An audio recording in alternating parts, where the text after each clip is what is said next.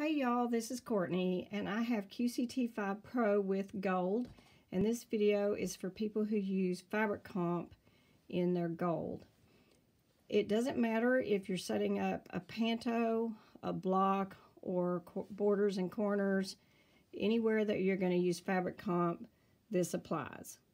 So in the past, when I went to use fabric comp for a border of mine, I set it up, went through all the trouble to place my fabric comp all along the wacky edges of my quilt and go to stitch it just to have it stitch as if I hadn't put the fabric comp in. And so I had to rip the whole thing back out. Well, I found out why, and I want to share a video with y'all so it doesn't happen to you. So here I have borders and corners set up, and I'm to a point where you should be ready to stitch, and I go in and hit fabric comp. So for this video, the purposes of it, I'm just going to do the bottom line. So I'm going to go next, next, next until this dark green line appears along the bottom. And then I'm going to really exaggerate the wonkiness of this quilt. It's really not this wonky, thankfully, but I'm going to exaggerate it so you can really see it when the wrong thing happens. So I've got it on here, I get it up to there, and I'm not going to go all the way across for the purpose of this video. I'm just going to do that much because you can see now that it goes down where I need it to compensate.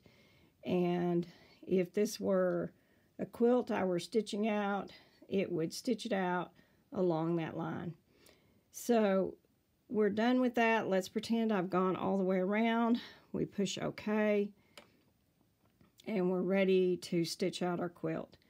And then I say, well, perhaps I should trace it and make sure that everything's okay. So I push trace, and it goes over, and it'll start to trace. We're not going to go all the way. I just want to show you that you can push trace and it still remains where you have your wonkiness for the fabric comp set up.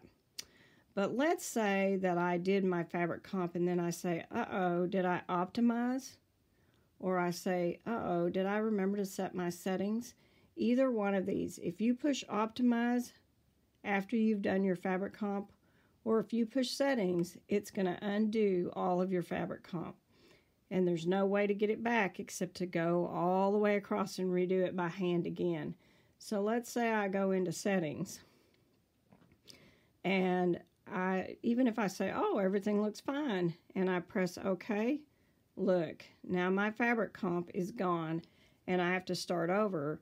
So if I were to stitch this out after having pushed settings, it would stitch as if I had not done the fabric comp, and I'd have to rip it all back out again.